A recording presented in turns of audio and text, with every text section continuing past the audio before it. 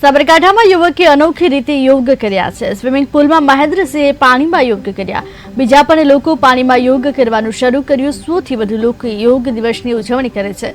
Swimming પુલમાં 5 દિવસની તાલીમ આપવામાં આવી। મહેન્દ્રસિંહ તેમના મિત્રોને પાણીમાં યોગ કર્યા।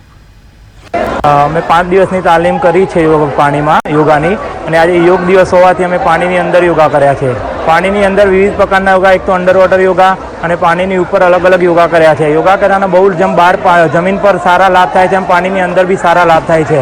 શરીરને બહુ તંદુરસ્ત રાખે છે, અને આજે યોગા દિવસના દિવસે અમે પાણીમાં યોગા કરીને બહુ મજા આવી અમને। વિશ્વ યોગ દિન એ દુનિયા માટે ભલે ગમે તે હોય, પણ ભારત માટે એ ખૂબ વિશેષ છે। અને જ્યારથી નરેન્દ્રભાઈ મોદી આવ્યા છે ત્યારથી એની આ યોગને વધારે પડતો વેગ મળ્યો હોય તો પ્રધાનમંત્રી નરેન્દ્રભાઈને આવ્યા પછી।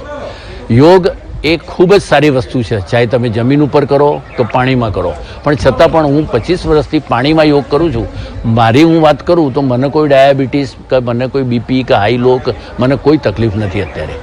જ્યારે એની અંદર મેં તો આપને કીધું એમ કે જે પાણીમાં યોગ કરવાથી તમારી પારદર્શકતા દેખાઈ આવે છે, જ્યારે જમીન ઉપર કોઈ યોગ કરવાથી તમારી પારદર્શકતા એ તમે એકલા જ જોઈ શકો। 10મો આંતરરાષ્ટ્રીય યોગ દિવસ 21મી જૂન આજે મનાવવા જઈ રહ્યા છીએ, ત્યારે સાબર સ્ટેડિયમ હિંમતનગર ખાતેના સ્વિમિંગ પુલમાં 100થી વધુ ખેલાડીઓએ ભાગ લીધો છે, અને આજે યોગ દિવસ મનાવવામાં આવ્યો છે।